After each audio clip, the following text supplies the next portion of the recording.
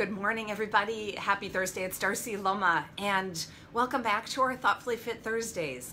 I am back with you today at the beautiful campus of the University of Wisconsin-Madison. And I would be outside because it's so gorgeous and sunny, but it is bright and windy, and I wanted to make sure that you could hear okay. So I decided to join you today inside from the Pyle Center. We are here at Module 8 of the Professional Life Coaching Certificate course, and Module 8 is the final module. And so as I was thinking about our topic, what we wanted to explore today in our Thoughtfully Fit Thursday, I was reflecting on the fact that this journey for those participants that have been in the Professional Life Coaching Certificate program these last 9 months, it has been rigorous. It's an intense program of growth and learning and skill development and coaching and recording your coaching and getting supervised. And Module 8 is one of my favorites because it's all about taking the time to reflect on the journey, to integrate all of the knowledge, and to have completion.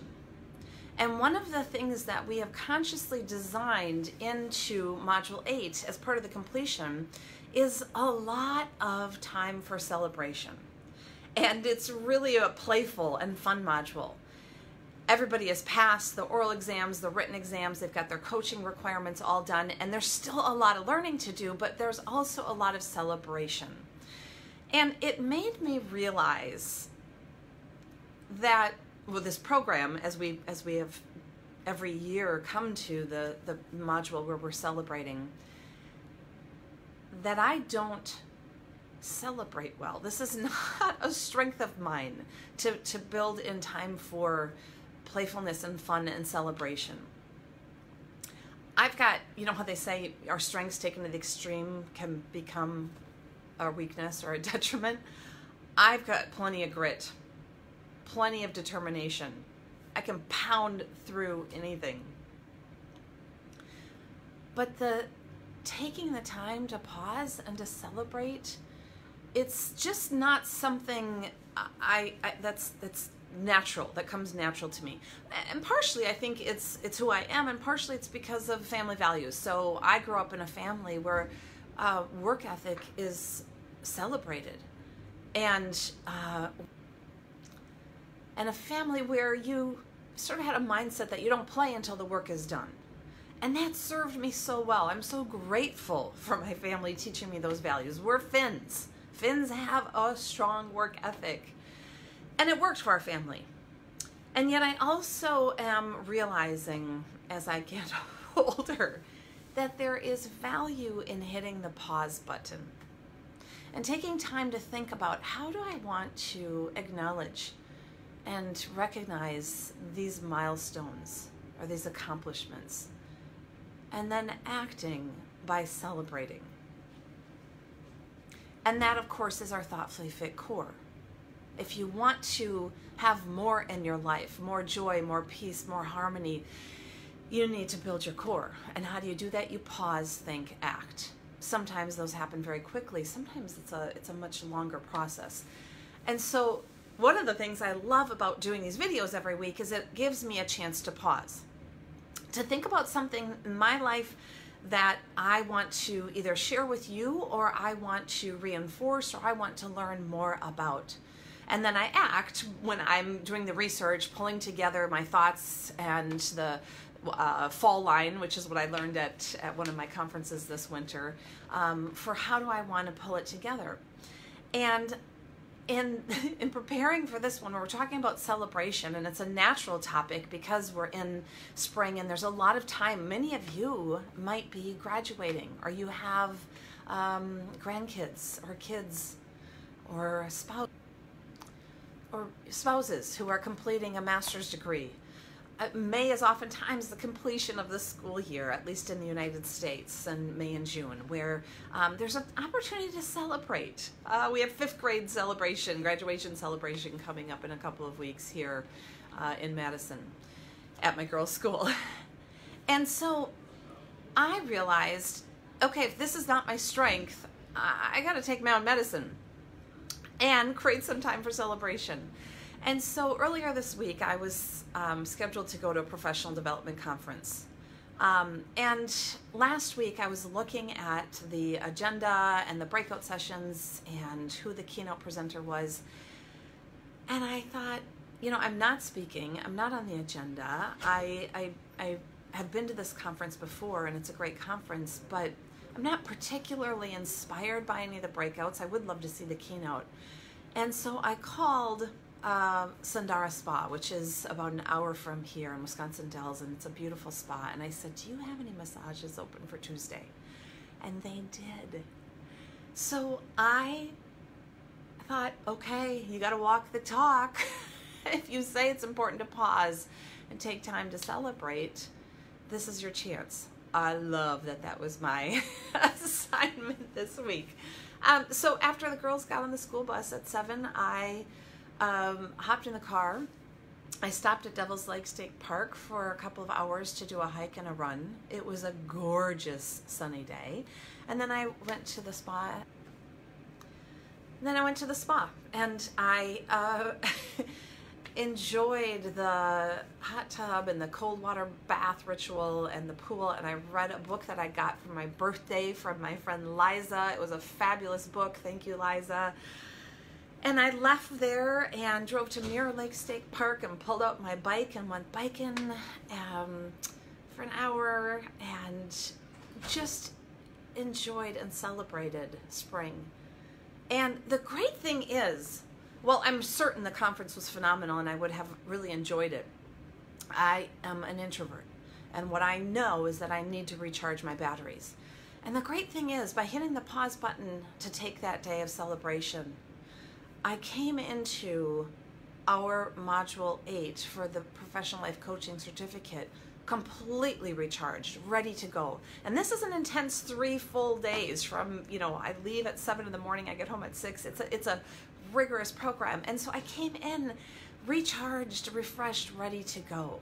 I not only had a wonderful time hitting the pause button to celebrate, but I also, there's this huge benefit in terms of the value that I'm providing to the students at the program.